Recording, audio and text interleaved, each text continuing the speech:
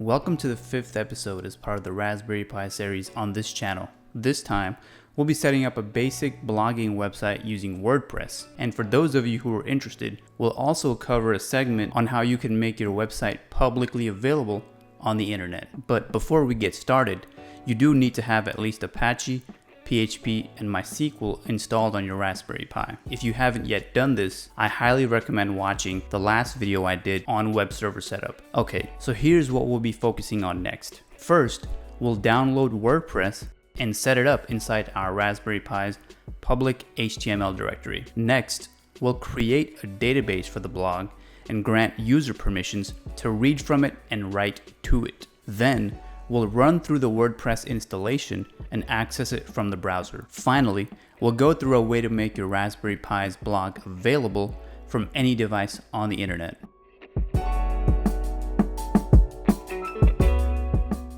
So, let's go ahead and open up an SSH session or jump towards our Raspberry Pi's command line interface. Start by using the cd command to change the working directory to the public HTML folder. Run the sudo mkdir command to create a folder where we'll be storing all the files. You can certainly name this to whatever you want, but for this video, we'll call it blog. Now, we'll step inside the folder with the cd command. It's time to download the WordPress Tarball inside this new folder. Run the sudo wget command followed by the location of the WordPress package. To make it easier for you guys, I've actually provided this location in the video description. Okay, so once the latest WordPress package is finished downloading, you can verify it's there by typing in the ls command. And by the way, for those of you who have trouble downloading the package from your Raspberry Pi, here's what you can do. Go to wordpress.org on a browser, click on the Get WordPress link from the homepage, and scroll down to where the latest Tarball can be manually downloaded. If you followed my Raspberry Pi network sharing episode on this channel, you should be able to just copy and paste it to the folder that we created earlier on the network share. Now, let's turn our attention back to the Raspberry Pi. The Tarball we just downloaded is nothing but a zipped file. So let's use the sudo tar.gz command to extract all the files inside this directory. You can use ls again to ensure that our WordPress directory was added here after the extraction. Next, we'll run the following command to take the contents of the WordPress folder and move them to this directory. If you rerun ls, you'll see that all the files were moved, but the WordPress directory is still there. So, for housekeeping purposes, we'll run this rm command to remove that folder since we have no use for it. And here, as a sanity check, I ran the ls command once more to show you that the folder was in fact gone. Okay, so at this point, we have all the files and folder structure set up, but we need to make sure that our Apache user has ownership to them. Next, I recommend running the sudo chown command, which lets you do this. Basically, what happens is it lets you recursively grant ownership across a directory to the www-data group, which is tied to the public HTML directory for Apache.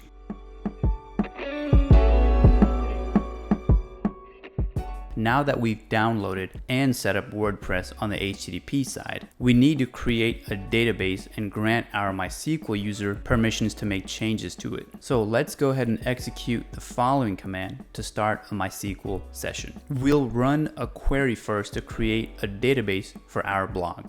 You can choose whatever name you want, but for mine, we'll just run with WordPress. Next, we'll run a query that grants read and write access to this database for our MySQL user. In my previous video, I had created a user called admin, but you can certainly go with whichever user you've created. Also, don't forget to make sure you've replaced the part between the angle brackets with your own password. Now let's run the flush privileges query to get these changes to reflect in MySQL.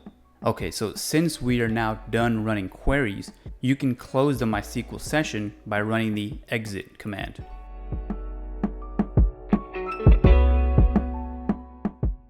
We are almost done setting up our blog on the Raspberry Pi. Let's go ahead and launch Chrome or any other browser that you prefer and go to http:// your Raspberry Pi's hostname / the name of the folder that you placed WordPress in. In my case, I called it blog. You will be redirected to the WordPress setup screen. First, let's select a language and click continue. Then we'll need to tell WordPress information about the database that we just created. Now click let's go. This should be very simple, but there's 3 things that you need to change here. First, the database name should match the one that you created earlier. So if you remember, in my case, I called it WordPress. Then the username and password need to match the credentials of your MySQL user. This is the one that we gave privileges to earlier. For me, it's admin. You should keep the database host as localhost since we are not using any remote servers. Finally, you can leave the table prefix as the default value and click submit. And if everything went well, WordPress should now confirm that there was some database connectivity. If not, you may want to double check your previous steps for any typos. Let's click run the installation. Now, we need to tell WordPress what we plan on calling our blog or website. So go ahead and give it a name. However, if you change your mind, this is something you can always change at any time later. You will also need to create a username and password to manage your blog. Be sure to jot these down somewhere because these should be different from your database credentials. Typically, this is what you'd use to log in and manage the website. Once you've typed in your email, you'll notice there's an option for search engine visibility. If this blog is something you wish to host on the internet at some point in the future, you can leave it unchecked. But if you don't want your blog noticed by Google or some other search engine, you can make sure it's checked. Now let's click install WordPress, and in the next few seconds, you should see a success confirmation. Your blog is now fully set up.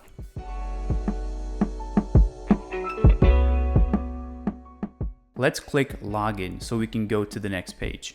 To show you what the blog or website looks like, let's open up a new tab and point our browser to our blog. As you can see, WordPress has already added a sample blog post. Let's open up the post. It looks like there's one comment that got added to that post, which is just a few of the functionalities that come equipped with every WordPress installation. Let's close this tab and go back to the login page. Here, you're going to use your WordPress blog credentials that created during the setup procedure. Once you click login, you'll see a bunch of cool stuff that you can do with your website.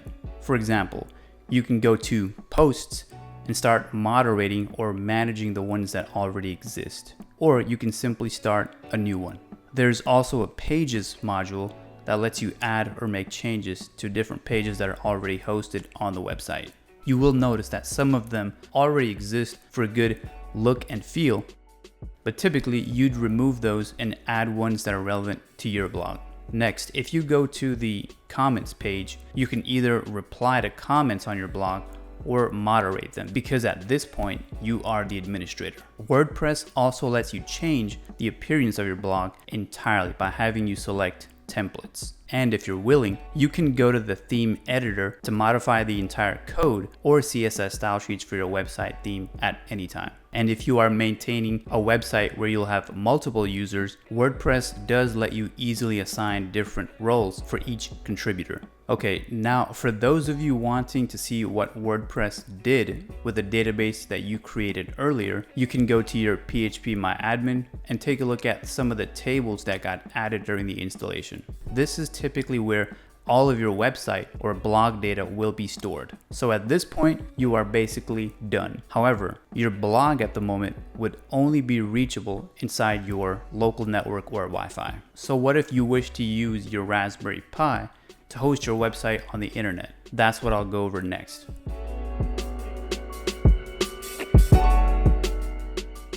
So this is something we'll need to do not using our Raspberry Pi, but by using our modem or router's default gateway. So if you're not sure how to get to that gateway location, you can start the command prompt on any Windows machine on your network.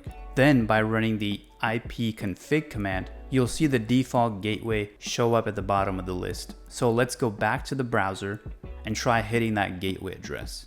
Typically, you'll need to log in using your router's administration credentials. This is something that's going to be different for just about every device, but usually this is something that's written by the manufacturer on the back of your modem or router. Now, from the gateway administration page, you need to somehow get to the page that lets you change firewall settings for your router. For my case with AT&T Fiber, I can get to it using the customized firewall link. But for some of you, it can also be called port forwarding.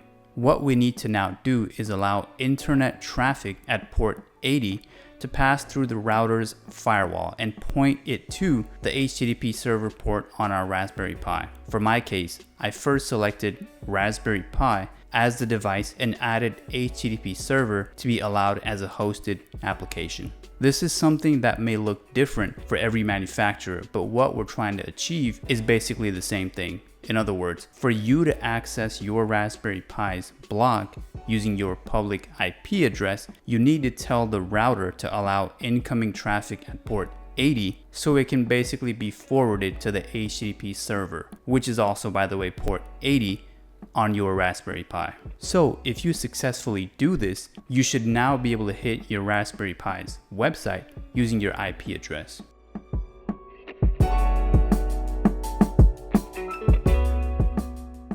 So for the next video for the Raspberry Pi series, I'll show you how to beautify your Raspberry Pi to turn it from something like this into something like that. Thanks for watching. And for more on Raspberry Pi, please consider subscribing to this channel.